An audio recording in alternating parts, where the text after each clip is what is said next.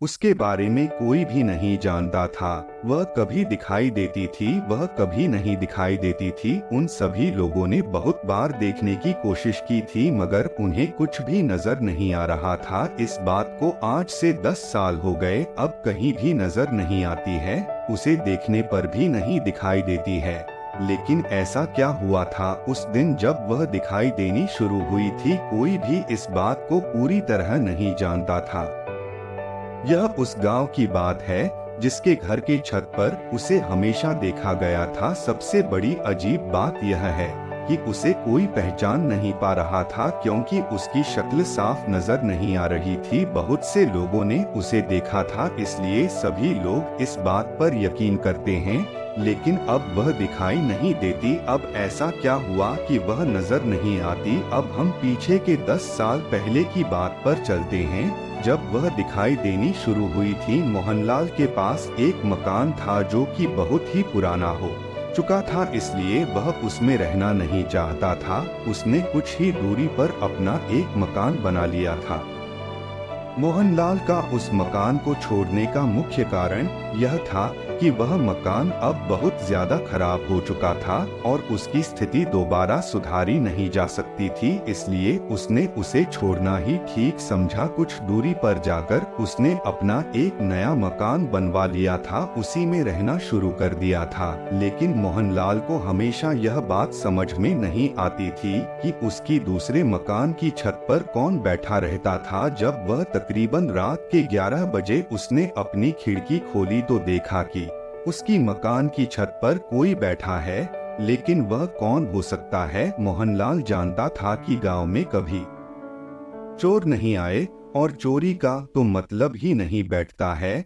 यहाँ पर कौन बैठा है जो इतनी रात में क्या कर रहा है? मोहनलाल को हमेशा यह बात बहुत अजीब लगती थी। 1 या 2 बार देखने पर ही वह सोचने लगा कि मुझे चलकर देखना चाहिए कि वहाँ पर क्या है। जब अगली रात हुई तो मोहनलाल अपने मकान से निकला और अपने दूसरे मकान की ओर जाने लगा क्योंकि उसे छत पर भी दिखाई दे रहा था। जब वह मकान के पास पहुँचा तो पूछने लगा कि तुम कौन हो जो छत पर बैठे हो? देखने पर कोई आदमी नहीं लग रहा था क्योंकि उसके बाल बहुत लंबे थे। मोहनलाल ने उसे बार बार पूछा कि तुम कौन हो, लेकिन वह कोई भी जवाब नहीं दे रहा था। मोहनलाल को थोड़ा अजीब लग रहा था, इसलिए वह उस दिन वहां पर कुछ भी नहीं कर पाया और अब वापस अपने घर चला गया।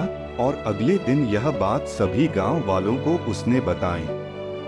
पहले तो किसी ने भी उसकी बात पर यकीन नहीं किया, लेकिन जब खुद गांव वाले उसके घर पर रात को रुके और तब उन्होंने देखा कि रात 11 बजे के बाद उसकी छत पर कोई बैठ जाता है तो उन्हें भी अब यकीन होने लगा था। और सभी लोग बाहर निकले और उस घर को चारों ओर से घेर कर खड़े हो गए और पूछने लगे कि तुम कौन हो जो यहाँ पर बैठे हो? तभी कोई आवाज नहीं सुनाई दी। सभी लोगों ने सोचा कि हमें चलकर देखना चाहिए क्योंकि वह कोई भी जवाब नहीं दे रहा है, इसलिए कुछ गांव वाले छत पर गए, लेकिन छत पर कुछ भी नहीं था। वह कहने लगे यहाँ पर तो कोई भी नहीं है, लेकिन जब हमने देखा तो मैं यहीं पर बैठा हुआ दिखाई दे रहा था। सभी लोग पहले से ज्यादा घबरा चुके थे क्योंकि वह कौन था कुछ भी समझ में नहीं आ रहा था। तभी मोहनलाल ने कहा कि मुझे ऐसा लगता है वह कोई लड़की है या कोई महिला क्योंकि उसके बाल बहुत लंबे हैं,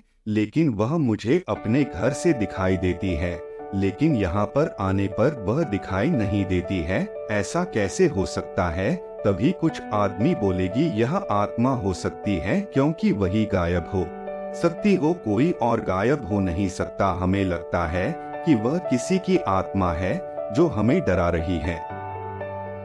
सभी गांव वाले सोचने लगे कि हमें यहाँ से चलना चाहिए क्योंकि वह आत्मा किसी को भी नुकसान पहुँचा सकती है और यहाँ पर हमें बिल्कुल भी नहीं आना चाहिए। इस मकान के चारों ओर हमें रास्ता बंद करवा देना चाहिए जिससे कि कोई भी इसके अंदर न आने पाए। धीरे धीरे समय बीतता चला गया और अब वह किसी को भी दिखाई नहीं देती। इस बात को आज से 10 साल बीत चुके हैं, लेकिन कुछ लोगों को यह बात याद है और कुछ भूल चुके हैं। सभी लोग यह जानते हैं कि वह किसी के लिए भी खतरा नहीं थी, लेकिन वह कौन थी यह बात कोई नहीं जानता, कोई भी इस बात को नहीं जान सकता था, क्योंकि किसी को भी इस बारे में कुछ भी पता नहीं था। यह कुछ दिन तक ही ऐसा चलता रहा और उसके बाद अचानक ही गायब हो गया हो। बहुत साल बीत गए हैं, अब ऐसा कुछ भी नहीं है। वह मकान आज भी वहीं पर है और खंडर बन चुका है। इन 10 सालों में मकान की हालत बहुत ज्यादा खराब हो चुकी है। अब कोई भी उस तरफ नहीं जाता है, जबकि सभी जानते हैं कि वहाँ हम कुछ भी नहीं है। बहुत सी बातों पर यकीन करना थोड़ा मुश्किल होता है, लेकिन कुछ घटनाएं ऐसी होती हैं जिन्हें देखने के बाद उन पर यकीन हो जाता है। अगर आपके भी जीवन में ऐसी कोई घटना घटित हुई है तो आप हमें जरूर बताएं। अगर आपको यह कहानी पसंद आई है तो आप इसे शेयर जरूर करें और कमेंट करके हमें भी बताएं।